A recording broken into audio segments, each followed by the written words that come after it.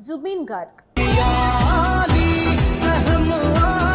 When he passed away on September 19, Assam went into 3 days of official mourning. People even protested, demanding a thorough probe and seeking justice for him. But why would a singer's death move an entire state so deeply? Let me tell you. For Assam, Zubeen was not just a singer, he was a movement.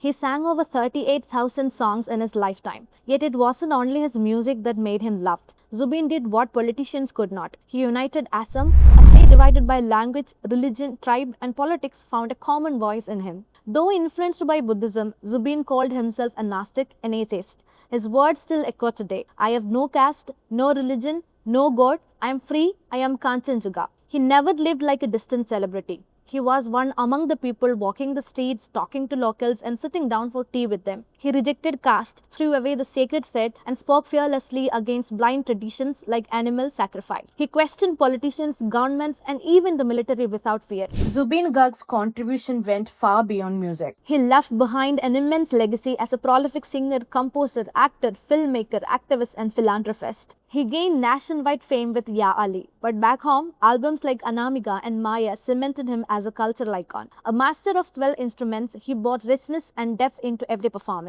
And he did not just stop at singing. He wrote, composed, directed, and produced, shaping not only Assamese music but contributing to the wider Indian music industry. On screen too, Zubeen made history. As an actor, director, and producer, he gave Assamese cinema some of its most successful films. Mission China and Kanchenjunga broke records and set new standards, proving that films from Assam could reach new heights. But Zubeen was more than an artist. He was a fighter. He raised his voice against the controversial CAA bill. He protested when trees were cut and rivers were threatened. He was never afraid to stand up against governments or policies that harmed his people and his land.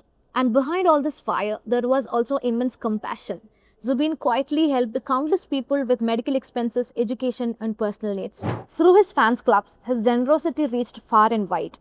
For Assam, Zubeen Garg was not just an entertainer. He was a unifier, a dreamer, a cultural ambassador, and above all, one of their own. In every song he sang, every stand he took, and every word he spoke, Assam found itself reflected. That is why, when he died, the entire state grieved together. Because Zubeen Garg was more than music. He was Assam's voice, its rebellion, and a real hero.